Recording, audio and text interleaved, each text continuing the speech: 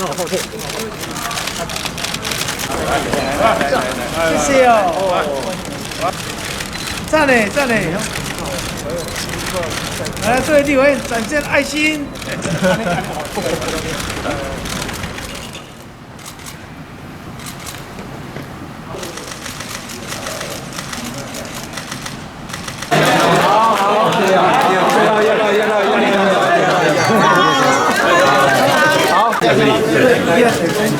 细的细的，不简单啊！电脑来，大家好，好，谢谢你们哦，谢谢大家新年快乐哈，新年快乐，健康，这都是我们的同仁。是啊是啊是啊，都是身体健康，对你们来讲，对身体健康。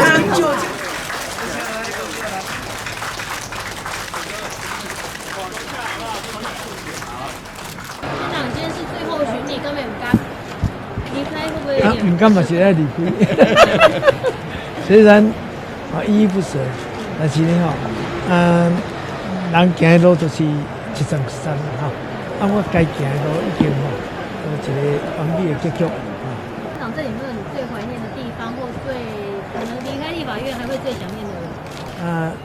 我的柯总召，人讲王柯体制，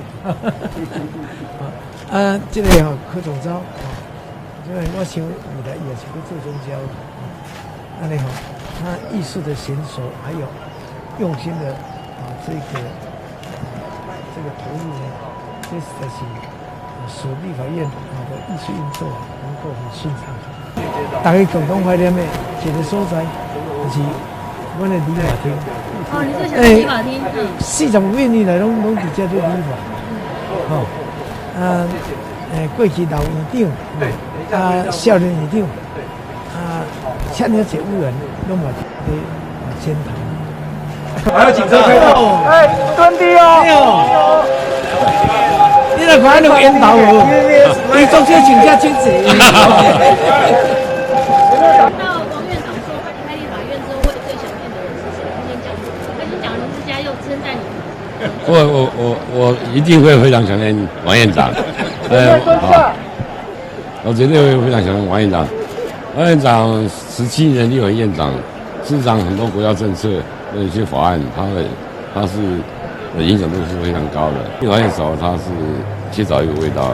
那当然，他离开以后，我相信他在其他角度上，其他的地方都会对这个国家有帮助。我想从另外一个角度来讲。王院长离开以后，要想个事情，可能以后我变成最资深的委员，那可能以后的这个侨网和公道部由我来继承了。谢谢大家，谢谢你们，谢谢你们，谢谢哦。